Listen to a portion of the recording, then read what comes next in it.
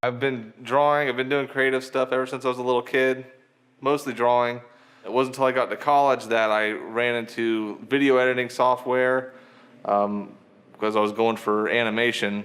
It turned out I really liked doing special effects, post-production, editing, motion graphics. Typically, I think when people hear the words video editor, they think of some pale guy sitting in the dark, with a computer screen putting video clips together. But in reality, it's a lot more than that. There's a lot more pieces that go into editing a final project. There's a lot more work that goes into it before it actually gets on your desk or in your computer. So post-production is where everything comes together. It's important in the process because everything that you've recorded, maybe graphics you put together, your casting, your actors, the performances they gave.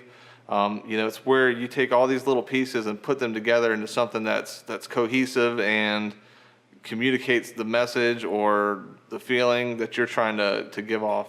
Good editing means everything looks like it should be there. It feels natural and it doesn't make you really think about it. Good editing is invisible. Hi, I'm Chris Freeman, Editor-in-Chief at Craft Creative, here to talk to you about post-production. You're watching MasterCraft. So you wrote your script, you got it approved by your client, and they let you go out and film it, believe it or not. And you have to figure out how to put it all together so that it makes sense. That's what post-production is, and I'm going to show you using this video as an example. So let's get started. You'll notice right now my audio is raw.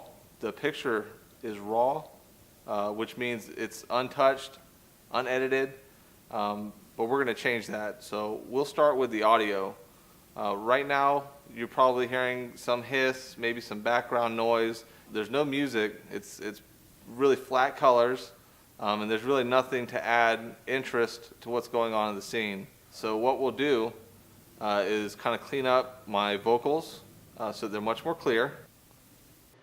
That's much better. So you'll notice that now you can hear me much more clearly. It's much better than having a hiss anyway. It's much better than white noise like we had before. But I think we can do a little better. So what we're going to do is put a little music underneath. Depending on the mood that you're trying to set or the tone you're trying to communicate, you might play something really aggressive, or you may play something maybe a little more fitting. I mean, that sounds pretty good, I think. Maybe it's a little loud, so we'll turn it down a litso bit, more to the background, because what we're focusing on today is the actual dialogue. It may call for sound effects, so maybe I have a laser, maybe I'm slicing through something, maybe I'm hitting a stapler. It all depends on what it is that you're doing and what fits the project that you're working on. So now that our audio is handled, we'll move on to the actual image quality. You'll notice that the picture itself right now is very flat. Like I said before, there's nothing to really draw interest to the picture itself. So we're gonna adjust some of the levels so that the darks are much darker, the lights maybe a little lighter. Make our shadows, which are the dark parts of our picture, like maybe this hat, a little darker, a little more crisp.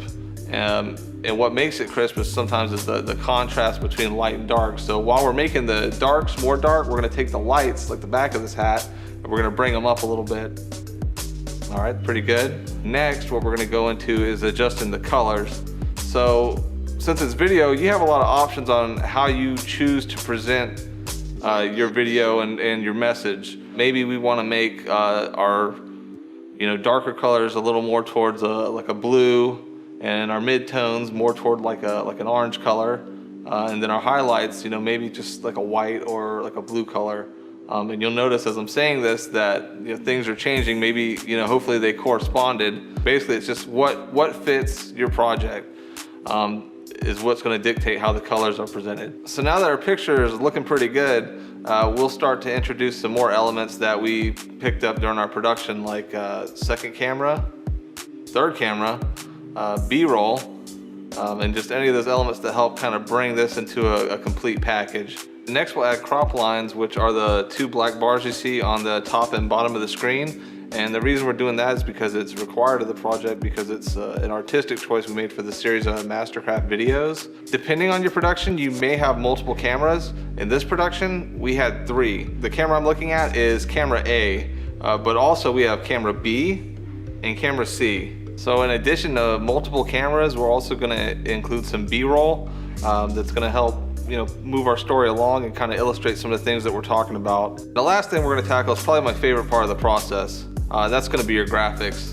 They're really useful if you want to introduce somebody, highlight something in your picture, or remove something unsightly that you don't want in the picture that was maybe an oversight, or in this case, intentional, which is the pink X behind me on the wall.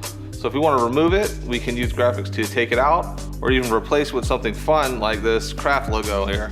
So from where we started to how the video looks now, as you can see, there's a lot that goes into post-production that you probably haven't considered before. Hopefully now you have a better understanding of what editing and post-production really is, and how much value quality post-production can add to your video production. In the future, I hope you'll consider a professional like Craft Creative, and I want to thank you for watching this MasterCraft today.